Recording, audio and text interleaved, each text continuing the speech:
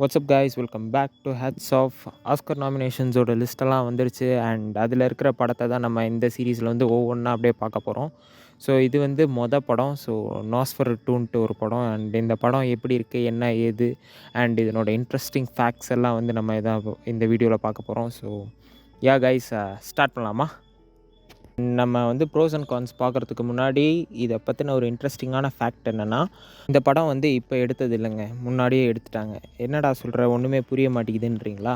ஆக்சுவலாக இந்த படம் 90ஸ்லேயே வந்து எடுத்துட்டாங்க அண்ட் அந்த படத்தோட ரீமேக் மாதிரி தான் இந்த படம் வந்து எடுத்திருக்காங்க. அண்ட் இந்த படம் வந்து உண்மையாலுமே 90ஸில் எடுக்கப்பட்ட அதே ஸ்டோரி அப்படியே ஒரு பிச்சு அசராமல் எல்லாமே அப்படியே டிட்டோவாக தான் எடுத்திருக்காங்க.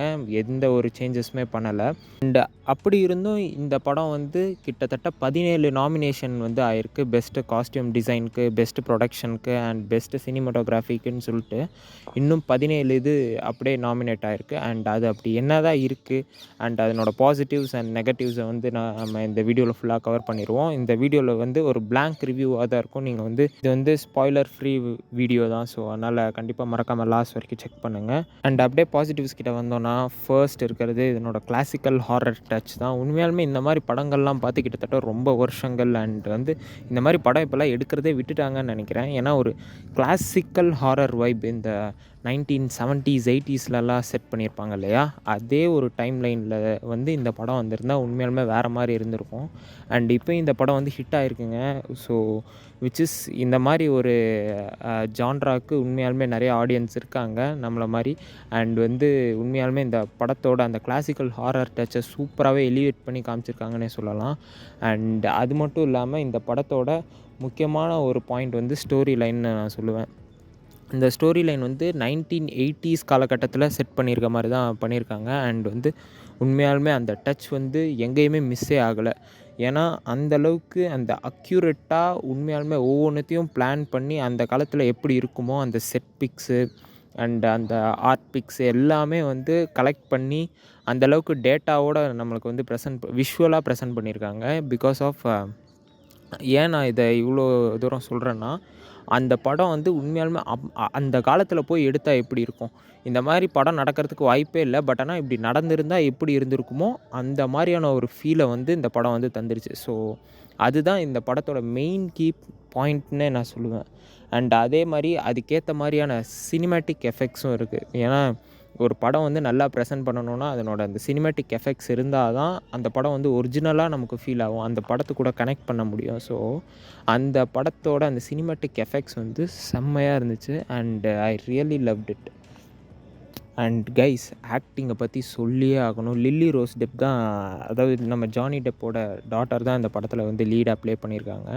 அண்ட் அவங்கள சொல்லியே ஆகணும், தரமான ஆக்டிங்க. உண்மையாலுமே ஒரு கிளைமேக்ஸில் ஒரு சீக்வன்ஸ்லலாம் அந்த ஒரு வேம்பயராக மாறுற சீக்வன்ஸ்லாம் சரியான ஆக்டிங்கு. அண்ட் வந்து நான் லில்லி ரோஸ் டெப்பை தாண்டி இனி ஒருத்தர் சூப்பராக ப்ளே பண்ணியிருக்காரு. அது யாருன்னா பில் ஸ்கர்ஸ்கார்டுங்க. ஏன்னா இந்த படம் பார்த்தவங்களுக்கு முக்கால்வாசி பேருக்கு தெரிஞ்சிருக்காது, பில் ஸ்கர்ஸ்கார்டு ஏன்டா இதில் வந்துட்டுருக்காரு அப்படின்ட்டு. ஆக்சுவலாக அவர் தான் வந்து அந்த கவுண்ட் ஆர்லாக்குன்ற கேரக்டர் வந்து ப்ளே பண்ணியிருக்கிறது. அண்டு உண்மையாலுமே அவரை மாதிரியான ஒரு பொட்டென்ஷியல் இருக்கிற ஆக்டர் உண்மையாலுமே எங்கேயுமே பார்க்கவே முடியாது.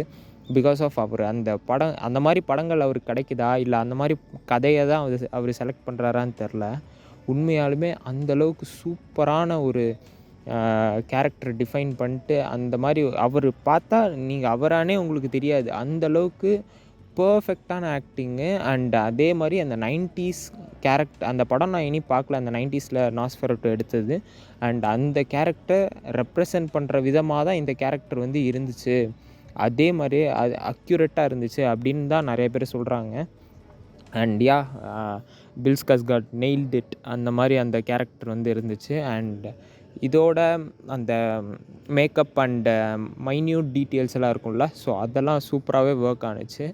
அண்டு இவ்வளோ தான் கைஸ் பாசிட்டிவ். நம்ம அப்படியே நெகட்டிவ் கிட்ட வந்தோன்னா, சேம் ஓல்டு ஸ்டோரி. நம்ம இந்த மாதிரி நிறைய ஸ்டோரிஸ் வந்து பார்த்துருக்கிறதுக்கு நிறையா வாய்ப்பு இருக்குது. அண்ட் அதே கதை தான் இதுவும். அண்டு இது வந்து எனக்கு நெகட்டிவாக சொல்லணுன்ட்டு தோணல, இது வந்து ஒரு நியூட்ரல் பாயிண்ட்டாக வைக்கிறேன். ஏன்னா அந்த படத்தை ரீமேக் பண்ணுறது தான் ஒரு ஐடியாலஜி. ஸோ அந்த கதையை வந்து நம்ம பார்த்ததா இருக்கட்டும். ஸோ அதனால் அவங்க ப்ரெசென்ட் பண்ண விதம் தான் சூப்பராக இருந்துச்சே தவிர, அந்த கதை வந்து யூசுவலான ஒரு டெம்ப்ளேட்டில் தான் இருந்துச்சு. அண்ட் வந்து இதில் பயங்கரமாக த்ரில்லர், சஸ்பென்ஸு அந்த மாதிரிலாம் எதுவுமே கிடையாது.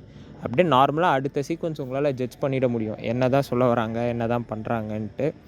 அண்டு வந்து இனி ஒரு பெரிய நெகட்டிவாக என்னன்னுச்சுன்னா, அந்த ப்ளூ அண்ட் ஒயிட் டிண்ட் வந்து அதிகமாக இருந்த மாதிரி தெரிஞ்சது.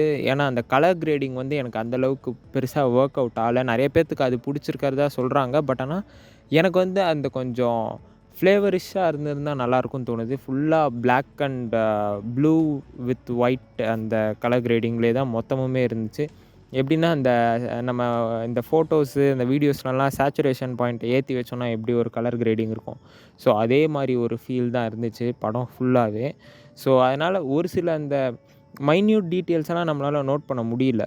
அண்ட் அவ்வளோ ஆர்டிஸ்டிக் ஃபீலான ஒரு மூவியாகவும் இது ஒன்றும் தெரியல. பட் ஆனால் அந்த மாதிரி ஒரு நெகட்டிவ்ஸ் வந்து இருந்துச்சு. ஸோ கைஸ், இவ்வளோ தான் நான் பேசணும்னு நினச்சேன். அண்ட் இதுக்கு மேலே உங்களோட தாட்ஸ் அண்ட் வியூஸ், இந்த படம் நீங்கள் பார்த்துருக்கீங்களா இல்லையான்றதை நீங்கள் கீழே கமெண்ட் பண்ணுங்கள். நான் இதை எதனா தப்பாக சொல்லியிருந்தாலோ மாற்றி சொல்லியிருந்தாலோ அதையும் கீழே கமெண்ட் பண்ணுங்கள். And that's it guys. Thank you for watching. See you on the next one. Until then, this is Hats Off signing off. Take care. Cheers.